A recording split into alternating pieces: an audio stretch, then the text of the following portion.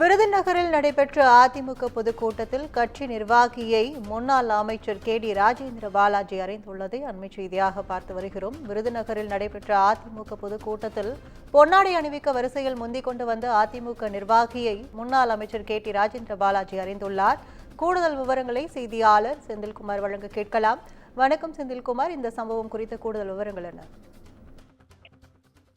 மறைந்த முன்னாள் முதல்வர் ஜெயலலிதாவின் 77வது பிறந்தநாள் பொதுக்கூட்டம் விருதுநகர் தேசப்பந்து மைதானத்தில் நடைபெற்றது.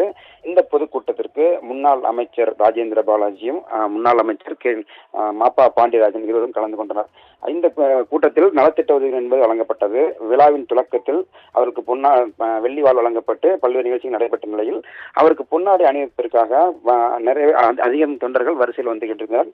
அதில் விருதுநகர் மாண்டிய நகரைச் சேர்ந்த கிழக்கு ஒன்றிய எம்ஜிஆர் மன்ற துணை செயலாளர் நந்தகுமார் என்பவர் வரிசையில் நின்றவர் உடனடியாக முன்னாடி வந்து அவருக்கு பொன்னாடை பொருத்திய போது உடனடியாக ஆவேசப்பட்டு முன்னாள் அமைச்சர் KD ராஜேந்திர பாலாஜி அவரை கன்னத்தில் அறைந்தார்.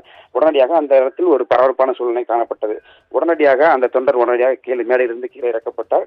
தொடர்ந்து கட்சி நிர்வாகி ஒருவரை அதிமுக முன்னாள் அமைச்சர் பொதுமக்கள் முன்னிலையை கன்னத்தில் அறைந்து பெரும் சர்ச்சை ஏற்படுத்தியுள்ளது. இந்த கூட்டத்தில் ஒரு அதிமுக ஒரு பரபரப்பான சூழ்நிலை காணப்படுகிறது. விவரங்களுக்கு நன்றி.